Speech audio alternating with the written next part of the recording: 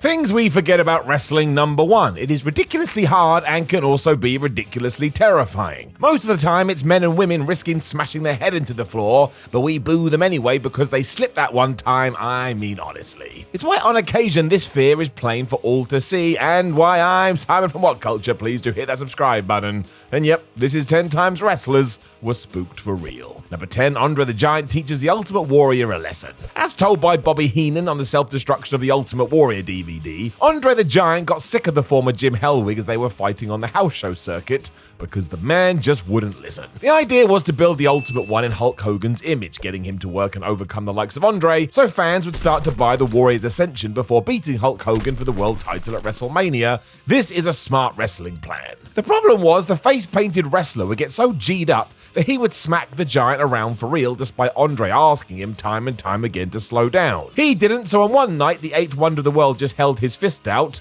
which saw Warrior run straight into it and knock himself silly. Well, that's one way to do it. It sent the message as the Ultimate Warrior never did this again, and I bet as soon as he felt that impact it was fear that steered his actions on. Number 9. Shawn Michaels gets papped. This one is kind of weird, although to be fair, if you are fascinated by the inner workings of the wrestling business, you probably want to watch it all the same. But if you look hard enough on the internet, you will find fan cam footage from WrestleMania 12 shot by some lucky fan who somehow had access to the WWE Superstars Hotel. As such, he brought a camera with him everywhere, giving us an impromptu look into our heroes in their normal lives. You even see Vince McMahon signing autographs. One particular freaky moment, though, is when said cameraman discovers Shawn Michaels doing cardio in the gym. He's on the treadmill, and despite making it very clear he would rather this stopped, our would-be reporter refuses, and man, this does not please the Heartbreak Kid, and I get it. It is really odd. HBK looks genuinely uncomfortable with this until asking for some help to cover up the windows, and in short,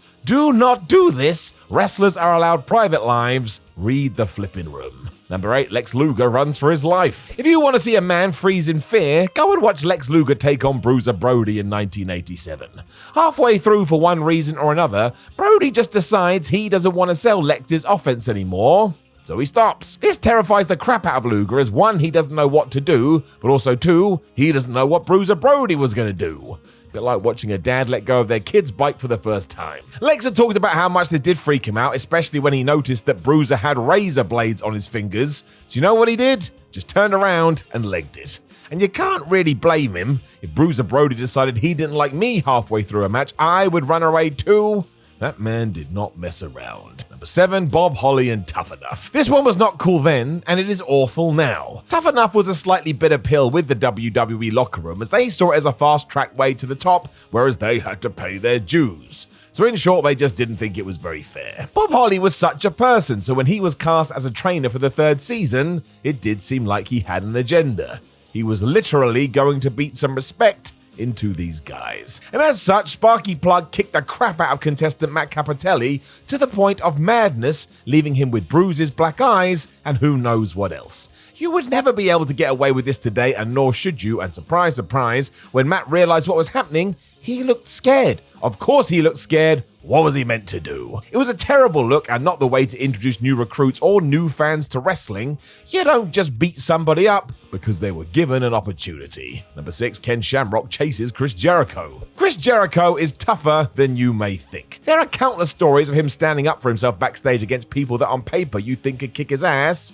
I mean, just look at that 2021 hardcore match against Nick Cage. He didn't need to do that, but damn it, he did. This was true back in 1999, the difference being Jericho had to deal with Ken flippin' Shamrock. From Le Champion's own mouth, after slapping the UFC man round the head as directed and being chased to the back, Ken continued to run after Chris, because for one reason or another, he was legitimately annoyed. Thankfully, Shamrock never caught up with him, but can you imagine? That crazy dude I'm angry persona was more than just a gimmick. Ken has talked about how years of fighting for real men early on in wrestling, he struggled to turn his murder switch off.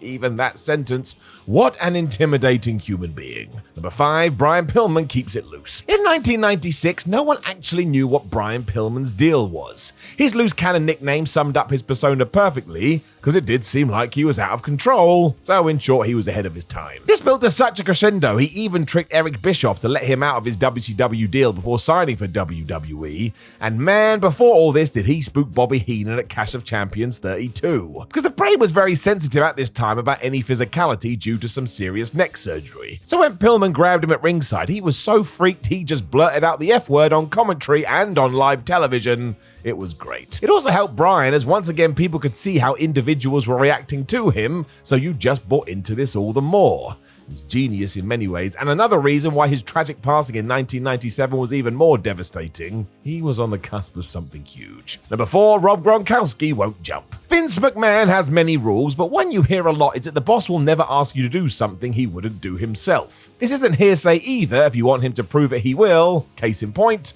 WrestleMania 36. For you see, a skit had been written where guest host Rob Gronkowski would fall from a high balcony. That didn't really work for the Super Bowl winner. He thought he was gonna die or something. Daddy Vince then arrived and, as caught by WWE cameras and despite being well into his 70s, took the dive to show everyone that you could do it and be fine.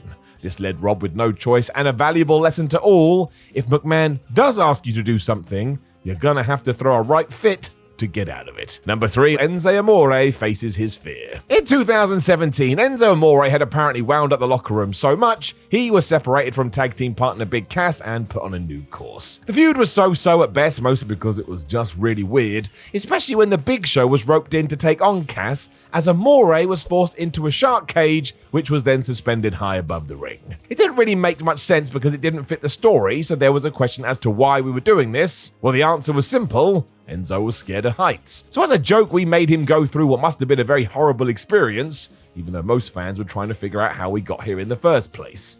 So in hindsight, this all feels like a giant waste of time. Number 2, Macho King Cobra. Randy Savage was not happy when he was told his next feud was with Jake the Snake Roberts and his King Cobra.